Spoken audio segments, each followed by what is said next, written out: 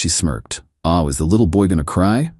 When I confronted her about the hotel receipt in her purse, I said, "No, I'm done." What made her cry instead was finding out I'd already hired the divorce lawyer she'd been secretly meeting. Turns out that girl's trip had a different purpose. I 34 male am sitting in a hotel room right now, laptop open, trying to process the last 72 hours. My hands are still shaking a bit, not from anger but from relief? Vindication? I don't even know anymore. Been married to Natalie, 32, for 8 years, together for 11 total. No kids, she kept saying next year every time I brought it up. Now I know why. 3 months ago, things started feeling off. She was distant, always on her phone, lots of work trips and girls' weekends, classic signs, right? But here's the thing, I trusted her. We'd been through rough patches before and always communicated through them.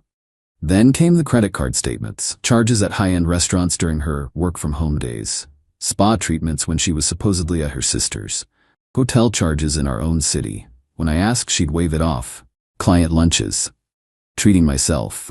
Booking error, they refunded. I started paying attention. Not snooping exactly, just aware. 2 weeks ago, she announced another girls' trip with her college friends. Vegas this time. Showed me the group chat and everything. Screenshots of them planning, booking shows, picking restaurants. I smiled, said have fun, even drove her to the airport. Except I saw her get into an Uber at departures instead of going inside. Yeah. Followed the Uber on my phone. We share locations for safety. It went to the Marriott downtown. Not exactly Vegas. I didn't confront her. Instead, I did something that past me would never have done. I called my buddy Trevor, who'd been through a nasty divorce last year. "Get a lawyer yesterday," he said. "Document everything. And whatever you do, don't let her know you know." The next morning, while Natalie was at her Vegas spa day, I met with 3 divorce attorneys. The third one, Miss Elise Hoffman, mentioned something interesting. "You're my second consultation this week from your household," she said carefully. My stomach dropped. "My wife? I can't confirm that, but I can say I have a conflict of interest that prevents me from taking your case." That's when it clicked. The hotel stays, the restaurant charges. She wasn't having an affair. She was interviewing divorce lawyers, planning her exit strategy while I played the oblivious husband. "However," Ms. Hoffman continued, "I can recommend my colleague, Mr. James Park. He's excellent and, more importantly, available." I hired James on the spot. Retainer paid, papers drawn up, the works. That was 12 days ago. Natalie came back from her Vegas trip with a tan, spray tan, I could smell it, and stories about losing $200 at blackjack. I played along, made dinner, asked about her friends, normal husband stuff, all while documenting everything. Yesterday she messed up, left her purse open on the counter while she showered. I wasn't snooping, was just moving it to hang her keys. That's when I saw it. A receipt from the Marriott, room service for 2, champagne, oysters. During her Vegas trip, when she came out, towel on her head, humming some song, I was holding it. "What's this?" Her face went through about 10 emotions in 3 seconds, then settled on amused contempt. "Are you going through my purse now? Seriously?" It was open. Receipt was right there. "You want to explain the champagne for 2 at the Marriott when you were supposedly in Vegas?" And then she said it, with this nasty little smirk.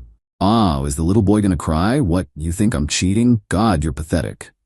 Something in me just shut off, all the anger, hurt, confusion, gone, replaced with absolute clarity. "No," I said, "I'm done." "Done? Done with what? Your little tantrum?" "Done with this marriage." She actually laughed. "Right.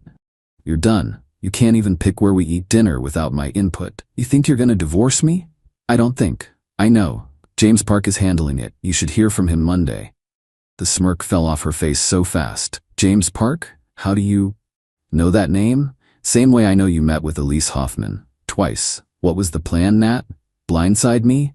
Clean me out while I'm still trying to save us?" You can't." "Can't what?" "Hire the lawyer you wanted before you could." "Yeah, turns out they can only represent one party. First come, first served." She went white, then red.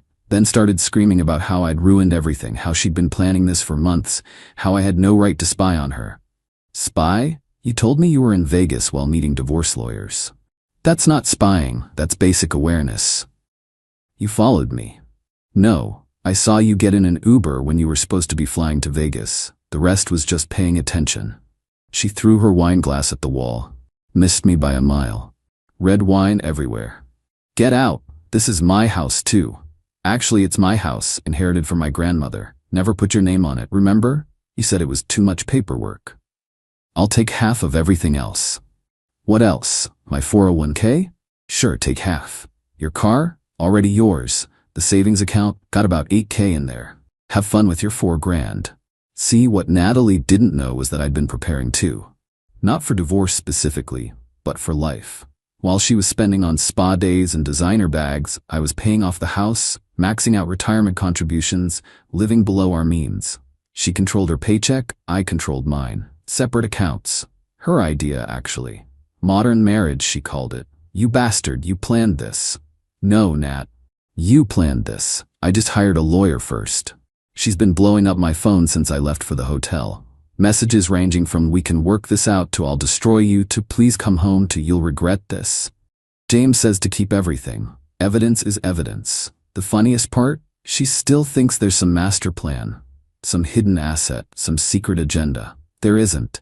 I just hired the lawyer she wanted before she could. Turns out when you're planning to blindside someone, you should make sure they're actually blind. Update 1. Well, the entitlement has reached new heights. Grab some popcorn for this one. So Monday morning, Natalie got served at work, in front of her coworkers, by a process server in a full suit. I didn't plan it that way. That's just when they could catch her. But apparently it was quite the scene. She called me 36 times in an hour. I didn't answer. Then she started texting, "How dare you humiliate me like that? You're gonna pay for this? I want you out of my house now. I'm calling the police. You've started a war you can't win." That last one made me laugh. Lady, you started this war. I just fired the first shot. I stayed at the hotel through Tuesday, giving her space to process. Big mistake. Wednesday morning, I came home to change clothes and grab some stuff. Front door was locked, which was normal. But my key didn't work. She'd changed the locks on my inherited house. I called James. He said to document everything and call a locksmith. While waiting for the locksmith, I walked around to the back. She'd put up new security cameras, pointed right at the doors. Then I noticed my car, my beautiful, paid-off 2-year-old RAV4, covered in what looked like flour? No. Concrete mix. Someone had mixed concrete powder with water and poured it all over my car. It had hardened overnight. I took about 100 photos, called the police. They showed up just as the locksmith arrived. While the officer was taking my statement, Natalie pulled up, saw the police car and locksmith van and went ballistic. "Officers, this man is breaking into my house." "Ma'am, I live here. It's my house. We're married. It's marital property." The officer looked at my documentation, deed in my name only, inherited property, license showing this address. "Ma'am, did you change these locks?" "I have every right to protect myself." "Did you pour concrete on his vehicle?" I don't know what you're talking about." "Ma'am, there's concrete mix in your garage. I can see the bag from here." She shut up real quick after that. Officer gave her a warning about destruction of property and told her she couldn't lock me out of my own house. She stood there steaming while the locksmith changed the locks back. But here's where it gets really good. Remember that girls' trip group chat she showed me? I reached out to one of her friends, Melody. Just a simple, "Hey, hope you all had fun in Vegas." Melody responded, "Vegas? What? We haven't done a girls' trip in like 2 years. Is everything okay?" Turns out Natalie had faked the entire group chat. Screenshots and everything. Created a whole elaborate lie just to cover meeting with divorce lawyers. But why the hotel room? Why room service for 2? Thursday I got my answer. Her sister Christine called me. We'd always gotten along pretty well. "What the hell is going on? Nat's staying with me and she's acting insane." I gave her the short version. Found out about the lawyers, filed first. Now she's melting down. "Wait," Christine said. "She told me you were the one who wanted the divorce. Said you'd been planning it for months. Said she found emails to lawyers on your computer." I didn't even think about divorce until I found out she was planning it. Long pause. "Oh my God, she's been setting you up." Turns out, Natalie had been telling her family for months that I was emotionally abusive, controlling, planning to leave her. Building a whole narrative. The hotel meetings? She was recording them, trying to get lawyers to say things on tape about how to protect herself from an abusive spouse. Her plan was brilliant, actually. Paint me as the bad guy, get everyone on her side, then blindside me with divorce papers while playing the victim. One problem, she never thought I'd find out and move first. Friday, yesterday, things escalated again. I was working from home when I heard a commotion outside. Looked out to see a tow truck hooking up to my concrete-covered car. Ran outside. Hey, that's my car. Driver looked at his paperwork. Says here Natalie owns it. No, I own it. It's in my name. Look, buddy, I just do what the paperwork says. I called the police again. Same officer from Wednesday showed up looking tired. Natalie had forged my signature on a tow authorization claiming the car was abandoned on her property. Officer made the tow truck unhook it. Wrote Natalie another citation.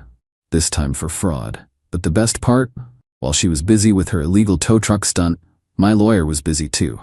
Turns out when you claim someone is abusive in divorce proceedings, judges take that seriously. They want evidence. Natalie had none, because it never happened.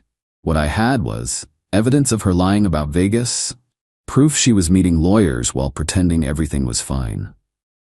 The fake group chat she created, concrete mix on my car, the legal lockout for my own house, forged tow truck authorization, 36 threatening voicemails, hundreds of unhinged texts. James filed an emergency motion. Given her erratic and destructive behavior, he asked for exclusive use of the marital home, my house, and a restraining order. We got both.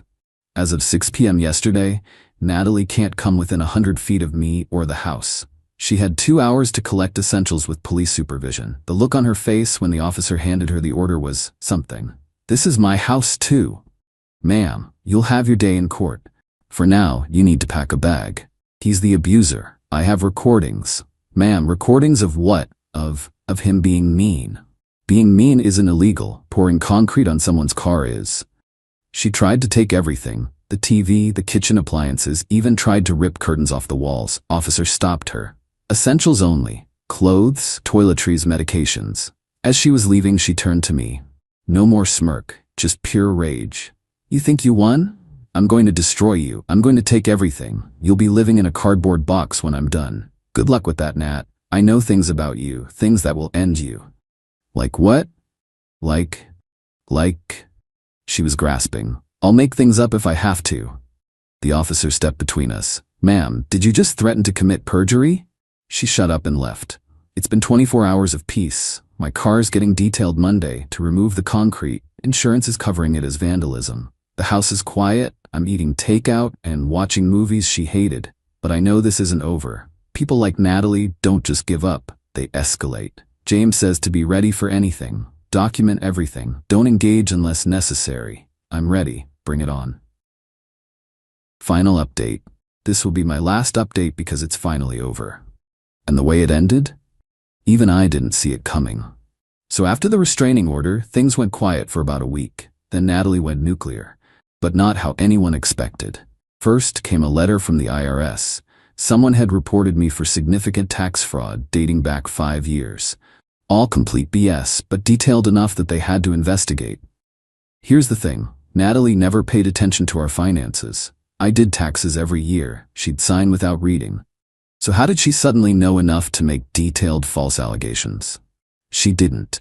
But her new boyfriend did. Yeah, you read that right. New boyfriend. Remember the hotel receipt for 2? Turns out she wasn't meeting lawyers alone. She was meeting with lawyers and her coworker, Garrett.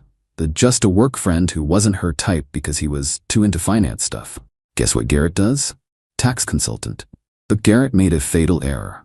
He used his work computer to help draft the IRS complaint.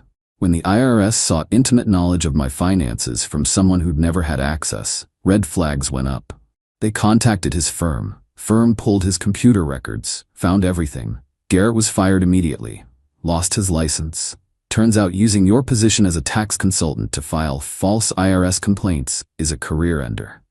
While Garrett was getting fired, Natalie played her hand with the abuse recordings. Her lawyer sent dozens of audio files. Every single one was edited, badly. She'd splice conversations to make innocent statements sound threatening. Audio expert showed timestamps didn't match, background noise changed mid-sentence. My favorite, hurt, just admit you hate me. Me, I'm not doing this, Nat. Say it. I'm gonna make a sandwich. You're pathetic. That's abuse? Me making a sandwich while she screams? Then came the lawn signs. Woke up to abuser lives here and danger to women all over my yard. Neighbor caught her on camera at 3 a.m. directing people where to place them. Arrested for violating restraining order. While she was in jail, Garrett flipped. Came to my lawyer with boxes of evidence.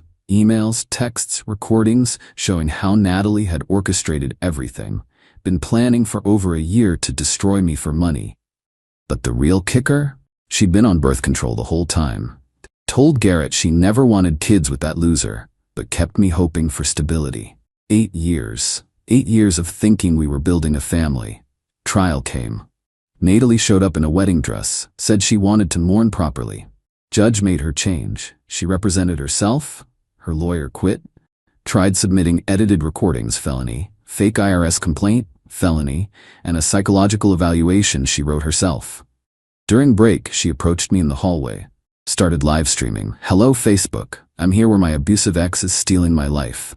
Security shut it down. Another restraining order violation. On camera. Judge reviewed everything. In 20 years on the bench, he'd rarely seen such malicious behavior. She got minimum for my 401k, $30K, her car belongings. She owed $5,000 car damage, $15,000 legal fees, $10,000 punitive damages. But the criminal charges? DA picked them all up. Convicted on illegal recording, false federal filing, forgery, multiple restraining order violations. Got 18 months. Could have been probation with remorse. Instead, she told the judge, I'm the real victim. Judge, do you have evidence of abuse? He made sandwiches when I was trying to communicate. The crown jewel? Garrett submitted a video from her phone. Her practicing victim face in the mirror, rehearsing lines like I'm scared of him while doing makeup. Then turning to camera, how's that? Believable? She's serving time now. Already sent a letter asking if I'd consider mediation to restore our marriage. My lawyer framed it. Where am I now? Good. House is mine. In therapy. Even started dating someone who knows the whole story. Natalie's family cut her off. Garrett works at a call center. IRS cleared me completely. When she smirked and asked if the little boy was gonna cry, she was right. I did cry. Once. In my lawyer's office. Realizing the person I loved for 8 years never existed. But I won. Not through revenge. She destroyed herself. I just stayed calm, hired the right lawyer, and documented everything. Sometimes hiring their divorce lawyer first is the best money you'll ever spend.